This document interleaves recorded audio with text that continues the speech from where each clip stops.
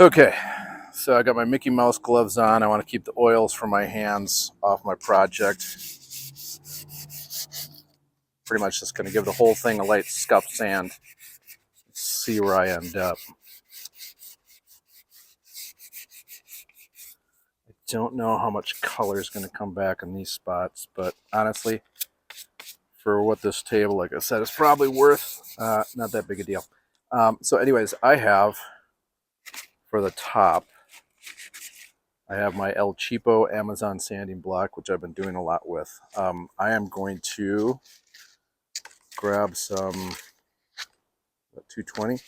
So here's the strategy. In the big areas where I'm just going to be whipping around, I'm going to use the chamfered side. And I'm just going to be going with the grain, checking to see what'll happen if I sand out some of these dry patches. In the corners, what I'm going to do is I'm going to flip it over, and I'm going to use that hard corner to manage going right up to the edge and getting into those, because this actually has a little bit of a lip on it, and so I want to push it right up without taking too much or scratching across the grain too much this way. So that's the plan.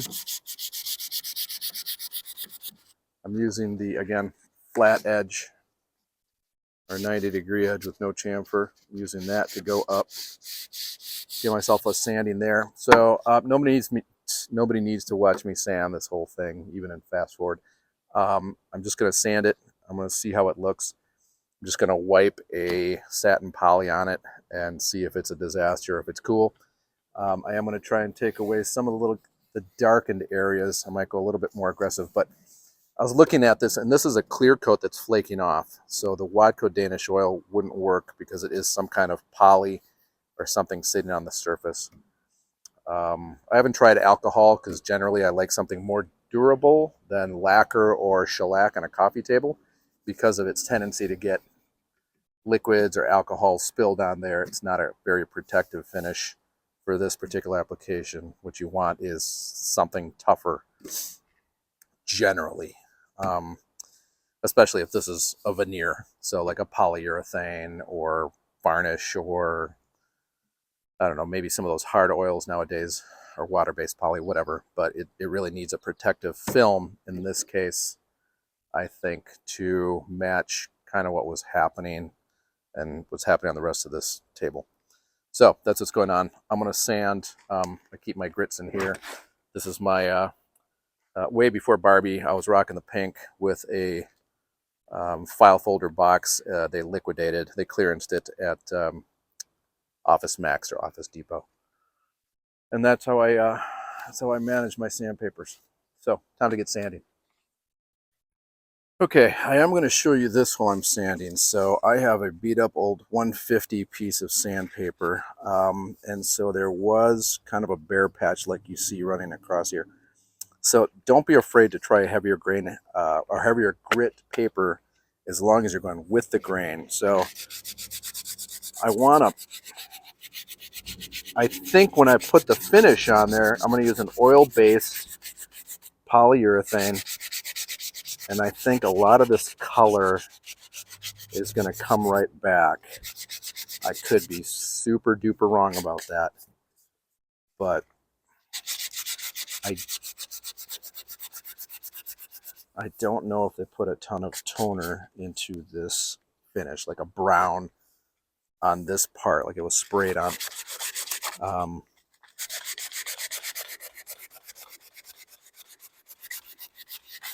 But again, honestly, I don't think this table is worth like a full refinish restoration thing. I just want to get it sanded down so that the poly I put on has a chance to stick.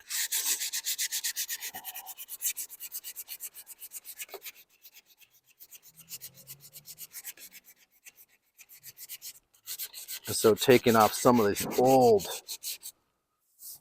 cross grain scratches or whatever banged into this, this is going to help it blend.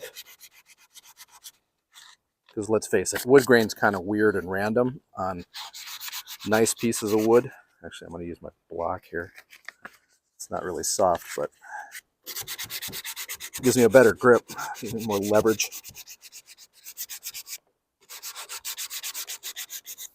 So if there's something kind of weird happening on a piece of wood, if it looks sort of natural, it sort of blends in. So anyways, I don't have a microfiber cloth, but just want to knock these things back.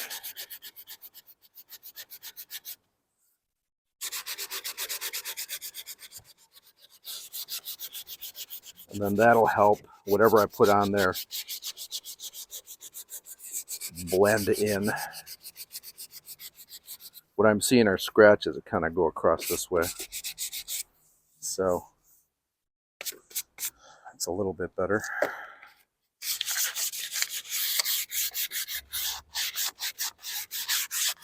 And kind of a general scuff coat. So yeah, anyways, I think when I put the poly on there after I've microclothed it, gotten the dust off, it's going to be a lot smoother. But I'll see if I can remember to show that. Okay, so here is the coffee table. I've sanded a lot of the finish loose. Not sure what it is. It could be shellac because it did stain. It's not a poly, but that's the route I'm going to go is polyurethane. And so I'm going to grab my blow-in machine and try to tornado or kind of hurricane off some of this dust and make it easier for my microfiber cloths to clean this up. Because as you can see, there's a bunch. Showtime.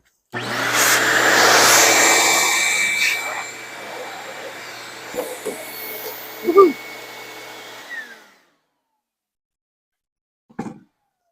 So that's it. Looks like microfiber time. Okay, so I'll make this quick because I'm running out of daylight. But yeah, just going to give this a quick wipe with the microfiber cloth. I know it looks patchy now, and I've certainly had my share of furniture where I put a finish on it and it was still patchy, or even patchier. But I can work with it. I can even come back with some gel stain and add that in certain areas tomorrow once it's cured. But the idea is to throw a coat of, like I said, a satin oil-based finish. Try to, there's a few areas I'm going to just do a little bit of sanding. There's kind of a long scratch here and kind of a weird droplet area. But it's mostly dusted. And so I'm going to try and get the finish on before it gets too dark and record that. Okay, so I got to move fast because I'm losing a lot of light. So Dephthane satin's fine. It's a pretty flat finish. I'm going to use a bag o' rags. It's basically a fancy paper towel, but from you find these at big box hardware stores. I think it's pretty well lint free. It's kind of absorbent, but what I'm going to do is I'm going to do a wipe on with this, where I'm literally going to dip it in here and then just smear it on. So pretty thin, but I want to build up the coat.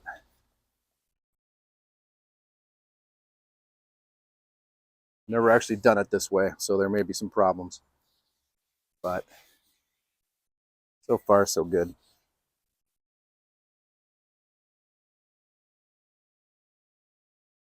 I just want to get this on so it dries quickly and is ready for maybe another coat tomorrow or two.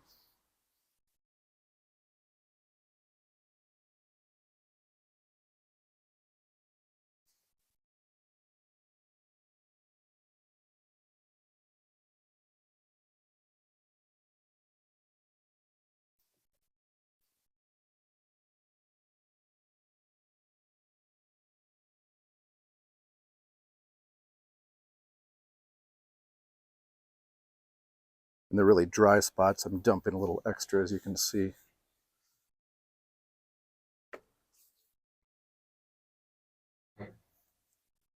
And it's working pretty well. So I'm going to say give this a shot. It's not, this thing isn't coming apart and leaving bits of paper towel everywhere. So get it on. get it spread out,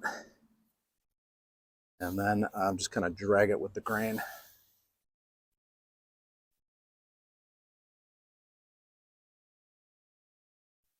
That is looking, it's looking pretty good.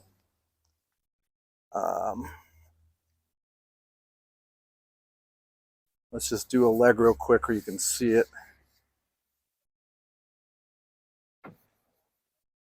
And let's see the blend.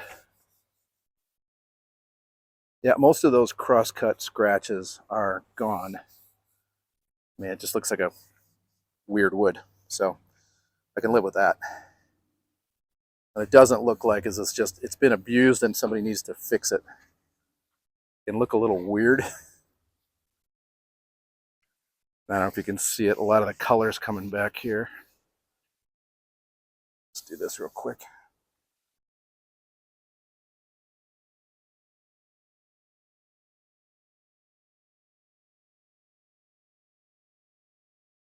So there we go. I'm going to keep going before it gets any darker on me. And then if I need to, I can actually sand some of these areas back and then reapply this. But it's looking like it's supposed to look like this. And when you're flipping furniture, it doesn't have to be a masterpiece every time. It just has to look like it doesn't need to be fixed for somebody to buy it. All right, I'm gonna keep going. Now you know what it looks like. Okay, so this is pretty much my one-day flip on this table. Excuse me. As you can see, a lot of those cross-grain scratches, just sanding them out with a heavier grit. I think there's a toner in here, but I'm just going to kind of go with it. So anyways, the legs are looking good. There's just a little bit of fade that you can see there. So it's a little bit of fade, but it's not texture. The finish isn't busted up. And then the top is looking good. There's actually there was a long skinny scratch that ran through there, and then there's these spots, and I'm not going to bleach them. I'm not going to worry about doing gel stains and all this other stuff to match the tones perfectly. I'll be lucky if I get 160 bucks for this table. And if I do, that's great. I got it for like 35, I think I said. And, you know, I cleaned it and then I sanded it for about 20 minutes. And then I did it like another 20 minutes putting the finish on. So that's close to 100 bucks an hour, I think. And so if I get that and I can just move on to the next thing, that's fine. And so, yeah, I'm just going to throw it into my vehicle and that's it. So hope this helps you. Not be afraid to kind of